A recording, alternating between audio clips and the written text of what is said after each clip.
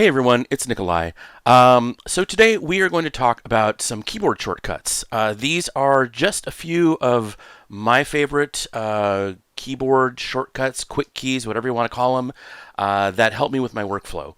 They're not like super top secret-y things, but if you don't know, if you're just new to Illustrator, or even if you've been using Illustrator for a while and you haven't integrated these into your workflow, I highly recommend that you do. All right, just a few to show you today, so let's just get right to it. All right, so here we are in Adobe Illustrator, and you can see that I've drawn some shapes here, some objects. These are just to do some quick demonstrations. So I'm going to start off with this star here. And the first thing I'm going to show you is how to select and swap and delete fills and strokes. Very easily just using your keyboard. Now, oftentimes we will go over to here and select the fill and the stroke. If we want to switch between the two, or we'll go up here to our swatches palette and click on the fill or stroke to switch. But what I'm going to show you is a way to do this without actually having to do either of those things. So you can see I've got my object selected, and if I want to swap the colors, fill and stroke, I can just hit Shift and X on the keyboard. And that is a toggle switch, so if I hit Shift and X, it switches them back. And I don't know about you, but I find myself a lot of times having to switch the fill and the stroke just because of the way I've drawn something. And so that comes in really, really handy for me. The other thing you can do is activate the fill or stroke. And this is probably even more useful without going to having to click on anything. I've selected the object. Obviously, I have to select an object. But then I can just hit X. And that will bring, that activates the stroke. You can see now that the stroke is active. If I hit X again, it activates the fill, brings the fill to the front. So that's really, really useful. Like I said, I can also hit X to activate the stroke. And now if I want to get rid of that stroke, I can just hit the slash or question mark key on my keyboard, and it gets rid of the fill or stroke. So I'll hit Command or Control Z, bring that back, and just show you the opposite is true as well. So I can hit again X to bring the fill online, make it active, and then hit the question mark or slash key to get rid of that. Turns it to a nil, a non-fill. All right, so that's number one, or maybe that's 1, 2, and 3. I'm not sure. But whatever, I'm going to go over here to these objects, and you'll find yourself a lot of times wanting to send objects to the front, to the back, bringing them in front of other objects. And of course, you can do that by going to the layers panel. Sometimes that's more work than you want to do. The other thing that most people do is go up to Object and to Arrange, and then Send to Front, Send to Back. So I'll select this object. You can also right click on your mouse, go down to Arrange, and bring to front or send to back. And those are useful, it's fine. But again, one of these things I found that's very useful because I do this so often is to learn these keyboard commands. So Shift Command and your bracket key, Shift Command and your left bracket key, which is the one right next to the P. Shift Command and left bracket will send an object to the back. Shift Command and the right bracket, the one 2 over from the P, will bring it to the front, right? So send it back, bring to front.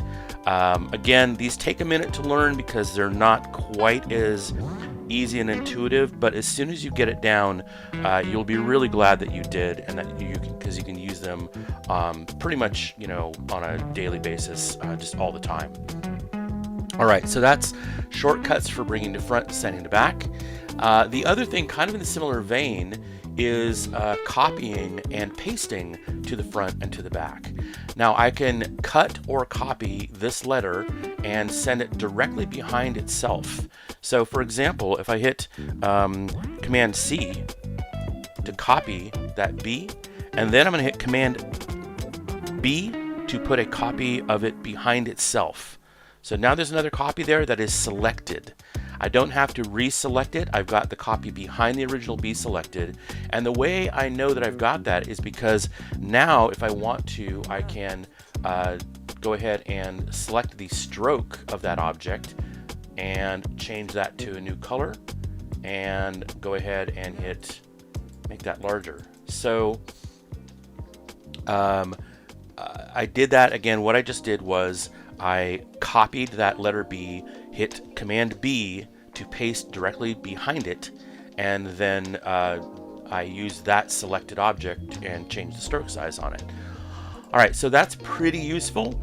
The other thing we can do is send things to the back of a selection or bring to the front of a selection. All right, so I'll show you again with this F letter. I can hit Command X to cut that item, and then select this blue circle, and then hit Command B to paste behind. And what I just did was I pasted that F behind the selected object. So I'm going to hit Command Z a couple of times. Now the other thing, if I want to just send it all the way to the back, I can just hit Command X or Command C, and then hit Command B to send a copy to the back. And again, you can't see that because it's exactly behind it. But if I hit Shift X, I'm going to get my stroke activated.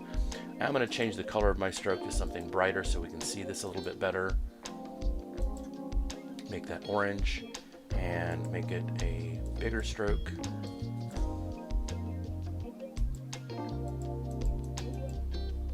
So that stroke is not actually part of the black letter F. You can see if I use my arrow keys, I can offset that, and you can see that it's a separate letter F from that first one.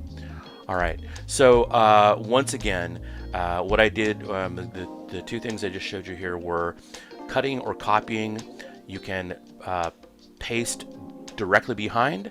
You can also paste in front. So that's the other thing that's really useful to have, is I'm going to hit Command Copy, Command C, and I'm going to paste a copy of this F directly in front of itself, Command F, paste it in front, and then I'm going to change that to a different color, and I will offset it a little bit so you can see what's going on.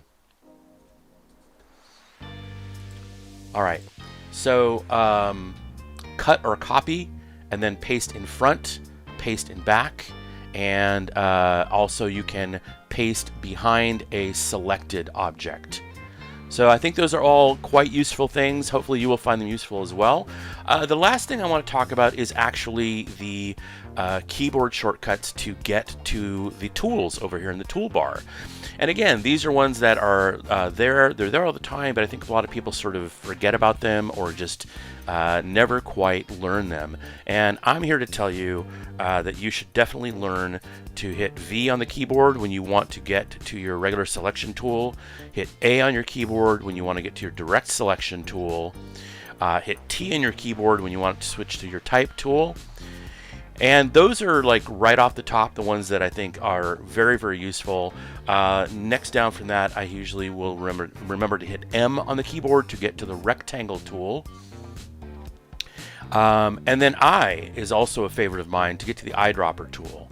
So I for the eyedropper tool. And again, if you don't know what these are, all you have to do is hover, and you can see here that it's telling me that's the lasso tool, that's the direct select tool is A, the curvature tool is Shift and apostrophe.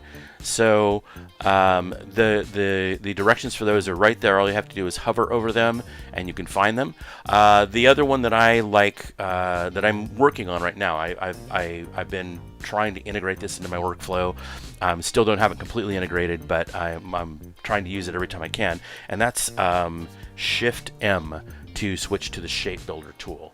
And of course I can't do any shape building because I don't have anything selected, but if I did this and then hit Shift M, you can see that now I can have access to my shape builder tool. All right, well that's it for today.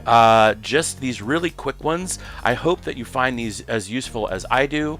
Again, share this with your friends. Mash that like button, subscribe if you want to subscribe, and I hope to see you next time. Thanks. Bye.